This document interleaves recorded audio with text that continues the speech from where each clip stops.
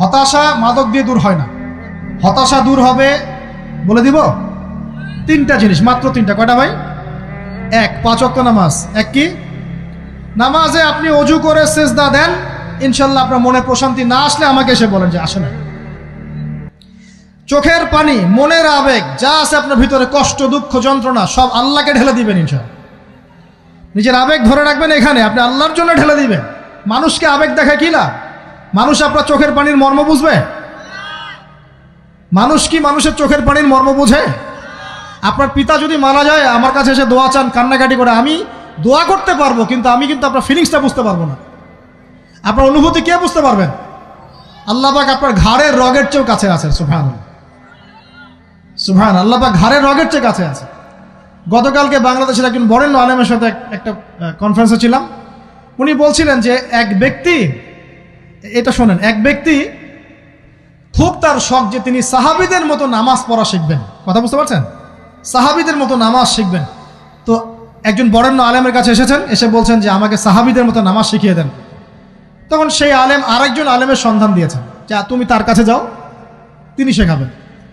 তো সেই ব্যক্তি একটু অবাক হয়েছেন, কারণ যাকে প্রশ্ন করেছিলেন তিনি অনেক বড় মুহাদ্দিস, আর যার কাছে পাঠানো হচ্ছে তিনি অত বড় মুহাদ্দিস নন, কিন্তু আবেদ, আমল করেন। তাকে গিয়ে বলছেন উনি আমাকে পাঠিয়েছেন সাহাবীওয়ালা নামাজ শিখিয়ে দেন। তখন তিনি বলছেন ঠিক আছে, সুন্দর করে অজু করে আসো, সুন্দর করে অজু করে আসো। অজু করার সময় খালি খেয়াল রাখবা যে আমি অজু করছি শুধু আল্লাহর সন্তুষ্টির জন্য। কি খেয়াল রাখবেন? অজু করছি শুধু আল্লাহকে রাজি খুশি করার জন্য অজু করছে, আর কোনো উদ্দেশ্য নাই আমার।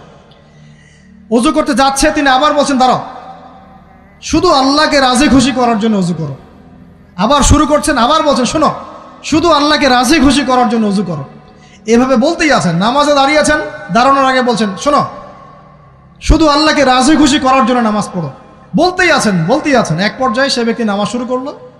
নামাজে মনোযোগ এদিক ওদিকে যায়, আর তার মাথায় এটা আসে, এই শুধু আল্লাহকে রাজি খুশি করার জন্য আমাকে নামাজ পড়তে হবে, শুধু আল্লাহকে রাজি খুশি করার জন্য নামাজ পড়তে হবে।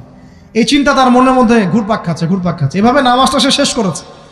শেষ করে চিন্তা করছে যে নামাজ তো পুরোপুরি মনোযোগ দিতে পারলাম না। বারবার মাথার মধ্যে এরকম চিন্তা আসছে, আল্লাহ আমাকে তো মাফ করে দাও, নামাজটা আমার মনে হলো না ঠিক মতো।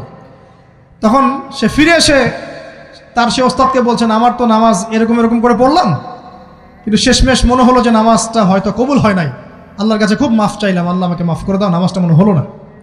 তখন সেই যে প্রথম ব্যক্তি যিনি পাঠিয়েছেন তিনি বলছেন এটাই হলো সাহাবীওয়ালা নামাজ। তারা আল্লাহকে রাজি খুশি করার জন্য নামাজ পড়তেন, নামাজ শেষ করে আল্লাহর কাছে ইস্তেগফার করতেন, আল্লাহ কিছুই হলো না, কিছুই হলো না। আমার কথা কি বুঝতে পারছেন? অতএব আল্লাহকে রাজি খুশি করার জন্যে আপনি আপনার আবেগ, আপনার ইবাদত সব ঢেলে দিবেন ইনশাআল্লাহ। অন্য কারো কাছে কিছু পাওয়ার আশা করব। আমাকে আল্লাহ পাঠিয়েছেন দুনিয়াতে নামাজ পড়তে, রোজা রাখতে, দিনের প্রচার করতে, দিনের জ্ঞান অর্জন করতে, এই তো। তা আমি একজন মেয়ের জন্য জীবন নষ্ট করে দিব কেন? আমি তাহলে আল্লাহর কাছে কি মুখ দেখাবো, আর নবীর কাছে কি মুখ দেখাবো? ওখানে গিয়ে বলবো আল্লাহ আমি আমার অমুক প্রেমিকার জন্য আশেক হয়ে একদম জীবন দিয়ে দিয়েছি, আত্মহত্যা করেছি। গেছে ভাই, যাইতে দেন। যে ব্যক্তি আপনার অবস্থানকে মূল্যায়ন করে নাই সে আপনার যোগ্য ছিল না। এখন আপনি কি করবেন? নিজের অবস্থান উন্নত করেন, আপনার পিছনে লাইন ধরে ঘুরবে ইনশাআল্লাহ। এটাই বাস্তবতা। দুনিয়া খুব খারাপ জিনিস। মানুষের অবস্থানকে মূল্যায়ন করে, মানুষের অবস্থানকেই মূল্যায়ন করে, কিন্তু আল্লাহ রাব্বুল আলামিন আপনাকে সর্বাবস্থায় ভালোবাসেন। আলহামদুলিল্লাহ। এই যে আমরা এখন অনেক পাপ করছি না, আল্লাহ কি আমাদেরকে আযাব দিয়ে ধ্বংস করে দিয়েছেন? আল্লাহ পাক এখনো আমাদেরকে ভালোবাসেন, রহম করেন, আল্লাহ পাক অপেক্ষা করছেন কখন তওবা করবে, আমি তওবা কবুল করব। এই কখন আমার বান্দা খালি একবার বলে আস্তাগফিরুল্লাহ, আল্লাহ পাক সাথে সাথে মাফ করে দেবেন ইনশাআল্লাহ। আর সেই আল্লাহকে ভুলে আপনি কার পিছনে ছুটছেন? আমরা কিন্তু নিয়াত করতে পারি ভাই যে আমরা যারা ওয়াজ শুনলাম জীবনে কোনোদিন সিগারেটে হাত দিব না ইনশাআল্লাহ। রাজি আছি ভাই? অন্য বড় বড় জিনিস তো বহুত দূরের কথা। আচ্ছা, অনেকে রাজি হয় নাই কেন? আপনারা কি অলরেডি আসক্ত?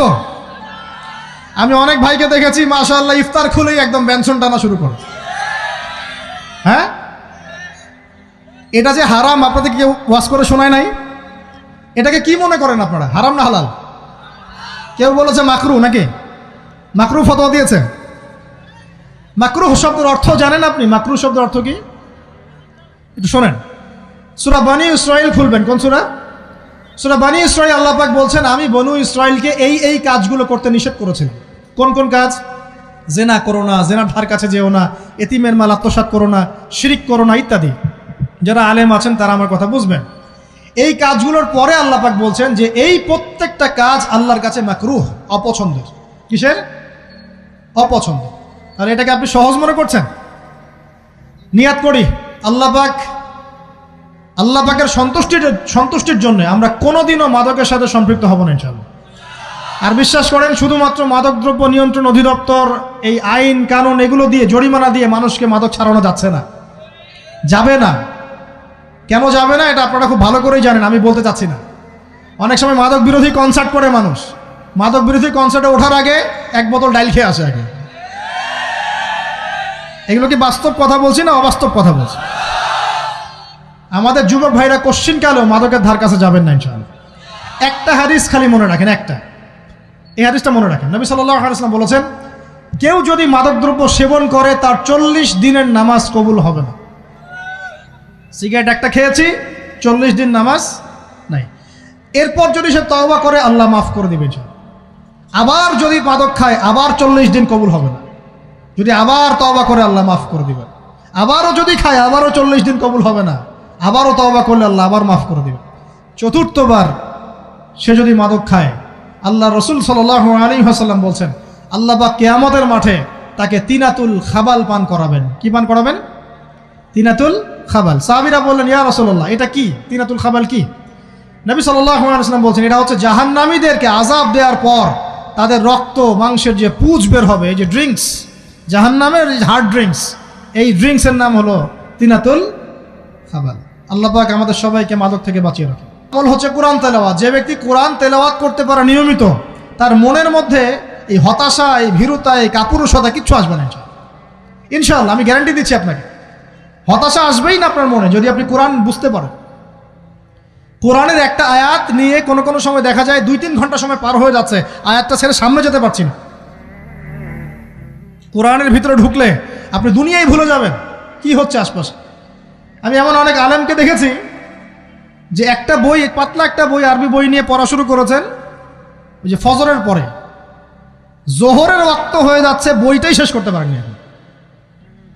বুঝতে পারবেন না, যখন আপনি ইলমের ভিতরে ঢুকে যাবেন, কোরআনের ভিতরে, হাদিসের ভিতরে, আপনার দুনিয়ার খেয়ালই নাই। একজন আলেম, তিনি এক রাত্রে একটা বই লিখেছিলেন, চটি বই, এক রাত্রের মধ্যে। বলা হচ্ছে, তার সম্পর্কে বলা হচ্ছে যে রাতের খাবার তাকে দেয়া হয়েছে যে আপনি এটা খেয়ে নেন। তো সে খাবারটা পাশেই আছে, খাবারটা খাবো, এটা লিখে খাবারটা খাবো, এরকম তার চিন্তা ছিল। ফজর হয়ে গেছে, বই লেখাও শেষ, খাবার এই অবস্থায় পড়ে আছে, ডুবে গেছেন ভিতরে, খাওয়ার মাথায় তার খেয়াল নাই। এরকম হয়। একজন মনীষী, বিখ্যাত মনীষী, রিয়াদুস সালেহীন কিতাবের রাইটার, সংকলক আল্লামা নববী রাহিমাহুল্লাহ, এরকম সারা রাত চলে গেছে, পাশে 2টা খেজুর, ওই 2টা খেজুর খাওয়ারই সময় পান। হাদিস নিয়ে গবেষণা করতে রাত পার হয়ে গেছে। আমি বলতে চাচ্ছি, যখন ইলমের ভিতরে, কোরআন হাদিসের ভিতরে ঢুকে যাবেন, আপনার দুনিয়ার খেয়াল আপনার চলে যাবে ইনশাআল্লাহ। এই টেনশন, হতাশা, এই সেই বাদ, তখনই আল্লাহ পাক আপনাকে তার পক্ষ থেকে রহমত দিবেন, বরকত দিবেন, আল্লাহ আপনার দুনিয়ার কাজগুলো করে দিবেন ইনশাআল্লাহ। তখন দেখবেন কেউ আপনার দুনিয়ার ওই কাজটা করে দিয়েছে, কেউ ওই কাজটা করে দিয়েছে, কেউ বাসায় খাবার পাঠিয়ে দিয়েছে, আল্লাহ পাকই এগুলো করাই দিবেন ইনশাআল্লাহ। তো প্রিয় ভাইরা, মাদকে যাব না আল্লাহর কাছে আসবো? 2 নাম্বার কোরআন তেলাওয়াত, 3 নাম্বার আল্লাহর জিকির। 3 নাম্বার কি ভাই? আল্লাহর জিকির। চলতে ফিরতে সব সময় মুখ চলতে থাকবে, মুখ না চললেও মনে মনে মন তাজা থাকবে, মনে মনে জিকির হতে থাকবে। মনে মনে জিকির করতে পারেন?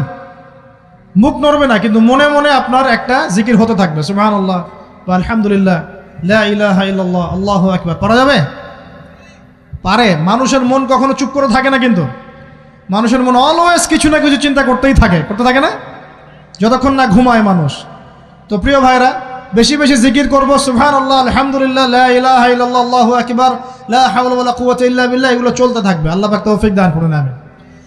আমরা আমাদের সমাজে যুবকদেরকে এরকম টিকটকে দেখছি, অনলাইনে আসক্ত দেখছি, জেনায় আসক্ত দেখছি, পর্নোগ্রাফিতে আসক্ত দেখছি। আমরা দেখছি আমাদের যুব সমাজকে মাদকে আসক্ত, কিশোর গ্যাংয়ে আসক্ত।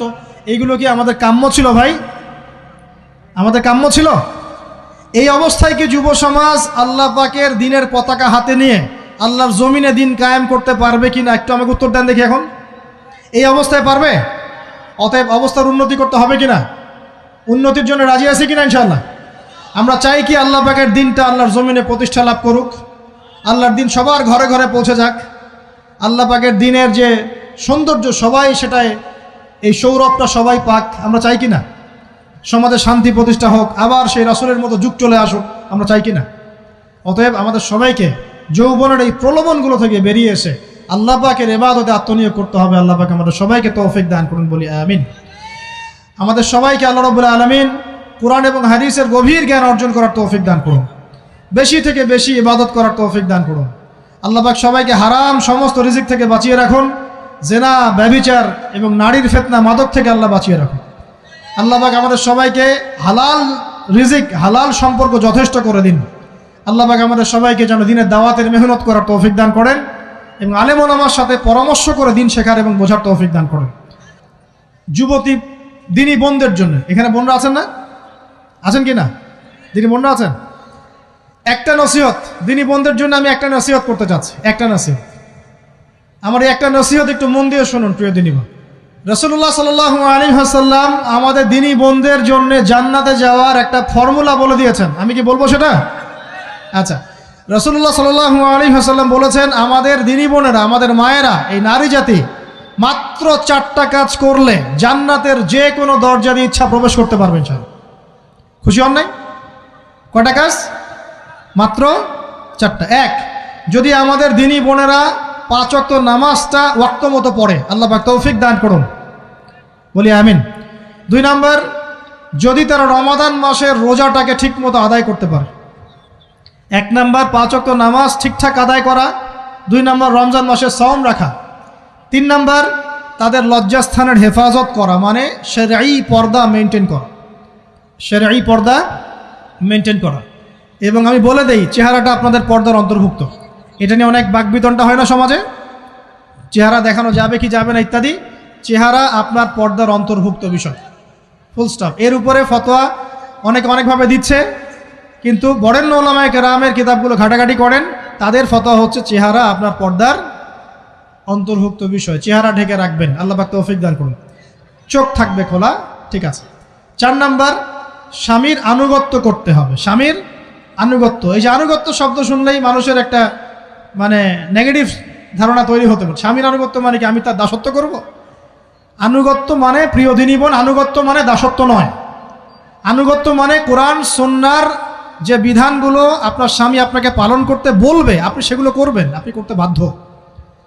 কিন্তু স্বামী যদি কোরআন সুন্নাহর বাইরে কিছু করতে বলে, সেটা মানতে আপনি বাধ্য নন। স্বামী যদি আপনাকে বলে যে সুদ খাও, এই যে সুদী এনজিওতে আসো, নাম লেখাও। স্বামী যদি আপনাকে বলে যে আসো বেপর্দায় বাইরে যাই, সাজুগুজু করে বের হও, চলো ঘুরে আসে বেপর্দায়। স্বামী যদি বলে দেবরকে একটু খাবারটা দিয়ে আসো, আমার অফিসের কলিগ আসছে, খাবার পরিবেশন করো, আসো ডাইনিংয়ে আসো। এই যে হারাম কাজ, বেপর্দার আদেশ করছে, সুদের আদেশ করছে, আপনি সেগুলো পালন করবেন না। কিন্তু হালাল বৈধ যে কোনো বিষয় আপনি স্বামীর আনুগত্য করবেন, এটা আপনার উপর ফরজ। এই 4টা কাজ যদি আপনি করতে পারেন, জান্নাতের যে কোনো দরজা দিয়ে ইচ্ছা আপনি প্রবেশ করতে পারবেন ইনশাআল্লাহ। আল্লাহ পাক আমাদের দিনী বোনদেরকে এই 4টা কাজ করার তৌফিক দান করুন। আমাদের সবাইকে আল্লাহ পাক জান্নাতের জন্য কবুল করুন, বলি আমিন।